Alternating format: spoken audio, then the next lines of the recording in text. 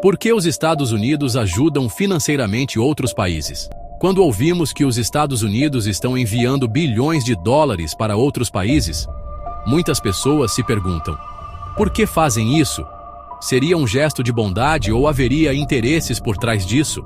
Para entender essa estratégia, precisamos analisar a história e os impactos dessa ajuda, entre aspas. Os Estados Unidos nunca fornecem dinheiro sem esperar algo em troca. Toda ajuda financeira tem um objetivo estratégico, seja para expandir sua influência política, fortalecer sua economia ou garantir vantagens militares. Isso não é algo novo. Desde a Segunda Guerra Mundial, os Estados Unidos utilizam financiamentos internacionais como uma ferramenta de poder global. Um dos maiores exemplos dessa estratégia foi o Plano Marshall, criado após a guerra para reconstruir a Europa. Oficialmente, ele foi apresentado como um programa de ajuda econômica, mas na prática, serviu para evitar que os países europeus fossem influenciados pela União Soviética. Os Estados Unidos investiram cerca de 13 bilhões de dólares na época, o que hoje equivaleria a centenas de bilhões de dólares, para ajudar economias devastadas, mas com uma condição implícita: os países beneficiados deveriam se alinhar ao modelo político e econômico ocidental. Atualmente, dois dos principais destinos da ajuda financeira dos Estados Unidos são a Ucrânia e Israel. Além disso, esse dinheiro garantiu que a Europa se tornasse um grande mercado consumidor de produtos americanos, fortalecendo as indústrias dos Estados Unidos e consolidando sua liderança global. Esse modelo de ajuda nunca deixou de ser usado e continua moldando a geopolítica até hoje. No caso da Ucrânia, os Estados Unidos forneceram bilhões de dólares em ajuda militar à Ucrânia desde a invasão russa em 2022. Mas essa ajuda não é apenas um gesto de solidariedade, ela serve a interesses estratégicos claros. Ao financiar a resistência ucraniana, os Estados Unidos garantem que a Rússia continue deteriorada, impedindo seu avanço sobre territórios europeus e enfraquecendo sua influência global. Além disso, a guerra impulsionou a indústria militar americana, beneficiando gigantes como Lockheed Martin e Raytheon, que lucram com a venda de armas. A Ucrânia tornou-se altamente dependente do apoio ocidental. Sem as armas, munições e equipamentos fornecidos pelos Estados Unidos e seus aliados, a resistência contra a Rússia se tornaria praticamente impossível. Isso coloca Zelensky em uma posição vulnerável, pois ele precisa manter boas relações com Washington para garantir a continuidade da ajuda. No entanto, uma recente discussão entre Zelensky e Trump revelou uma fissura nessa aliança. A briga pública entre os dois líderes não apenas expôs as propostas internas, mas também ensejou um sinal de preocupação para os aliados da Ucrânia.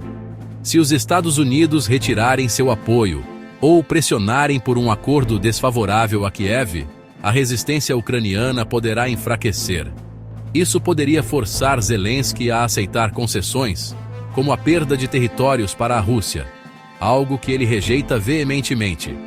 Por outro lado, essa divisão entre os presidentes só fortalece a posição de Vladimir Putin, que pode explorar essa falta de acordo para avançar com sua estratégia de longo prazo. Em resumo, a ajuda dos Estados Unidos à Ucrânia sempre teve uma visão estratégica, mas a recente tensão entre Trump e Zelensky pode mudar significativamente esse cenário.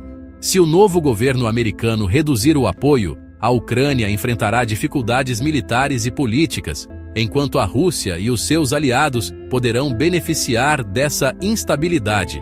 E claro, isso não é bom para os Estados Unidos, pois os Estados Unidos, quando decidem ajudar um país, ele foca em vários fatores, e um deles é enfraquecer países inimigos. Já no caso de Israel, ele é um dos maiores receptores de ajuda financeira dos Estados Unidos, principalmente no setor militar. Todos os anos, o país recebe bilhões de dólares, tornando-se uma das nações mais bem armadas do mundo. Isso não acontece por acaso. Israel é considerado pelos Estados Unidos uma peça-chave no tabuleiro geopolítico do Oriente Médio, uma região estratégica por suas vastas reservas de petróleo e constantes conflitos que impactam a economia global. Desde sua criação em 1948, Israel já recebeu mais de 300 bilhões de dólares dos Estados Unidos. E a maior parte desse dinheiro é usado para comprar equipamentos militares de empresas americanas. Ou seja, essa ajuda retorna para os próprios Estados Unidos na forma de lucro para a indústria de defesa. Mas há um motivo ainda maior. Israel funciona como uma base avançada dos Estados Unidos no Oriente Médio, que serve para garantir seus interesses na região e atuar como um contraponto a potências como o Irã. Um exemplo recente dessa relação foi o conflito com o Hamas, que levou os Estados Unidos a liberarem um pacote emergencial de 14 bilhões de dólares em apoio militar. Isso não é um simples ato de generosidade, mas um investimento estratégico para manter um aliado forte e garantir a influência americana em uma das regiões mais voláteis do planeta. Outra forma de influência econômica dos Estados Unidos é através do Fundo Monetário Internacional e do Banco Mundial. Oficialmente, essas instituições oferecem empréstimos para países em crise, mas, na prática, esses empréstimos vêm acompanhados de exigências que favorecem interesses americanos. Um exemplo é a Argentina, que nos últimos 20 anos acumulou uma dívida enorme com o FMI. Em troca dos empréstimos, o país precisou adotar medidas que prejudicaram sua economia interna e favoreceram multinacionais estrangeiras, muitas delas dos Estados Unidos. Entre privatizações, redução de investimentos públicos e abertura para empresas estrangeiras são condições comuns impostas pelo FMI. Outro exemplo é a Grécia, que durante a crise financeira da década de 2010, recebeu pacotes de ajuda que, no fim, apenas aumentaram sua dívida e obrigaram o país a vender serviços essenciais para grupos estrangeiros. E adivinha quem estava lá para comprar essas empresas? Os caras são extremamente calculistas, filho. Bancos americanos que detinham títulos da dívida grega receberam pagamentos garantidos, enquanto a população sofreu com desemprego e austeridade. A estratégia de ajuda financeira também foi usada na América Latina, mas de outra forma. Em vários momentos da história, os Estados Unidos financiaram grupos e governos para garantir que o continente permanecesse sob sua influência. No Chile, a CIA ajudou a desestabilizar o governo socialista de Salvador Allende na década de 1970, porque suas políticas ameaçavam empresas americanas que exploravam cobre no país. Após o golpe militar, o Chile adotou políticas econômicas favoráveis às multinacionais, permitindo que empresas americanas expandissem seus negócios. O mesmo aconteceu no Brasil, onde os Estados Unidos ajudaram a consolidar a ditadura militar de 1964 para evitar a propagação de ideias socialistas. Hoje o mesmo ocorre em relação à China e à Rússia. A ajuda à Ucrânia, que já ultrapassa 75 bilhões de dólares, tem um objetivo claro: enfraquecer Moscou e impedir a expansão da influência russa sobre a Europa. Muitos acreditam que os Estados Unidos são os salvadores do mundo, mas a verdade é que cada centavo enviado para outros países serve a um propósito estratégico, seja para garantir aliados, derrotar inimigos ou alimentar suas indústrias de armas e petróleo. A ajuda americana nunca é gratuita. Então, será que os Estados Unidos realmente se importam com a democracia e os direitos humanos? Ou isso é apenas um pretexto para expandir seu império? A história mostra que os Estados Unidos apoiam países enquanto servem aos seus interesses, mas os descartam quando não são mais necessários.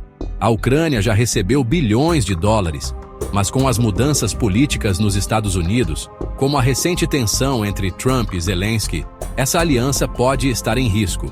Será que a Ucrânia está sendo usada apenas como um peão contra a Rússia? E quando a guerra não for mais conveniente para os americanos, Kiev ficará sozinho? Os Estados Unidos sempre interferiram na América Latina com o discurso de ajuda, mas os resultados mostram o contrário.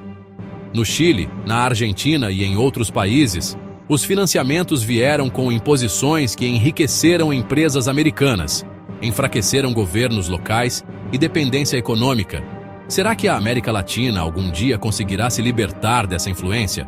Ou continuará sendo um quintal dos Estados Unidos?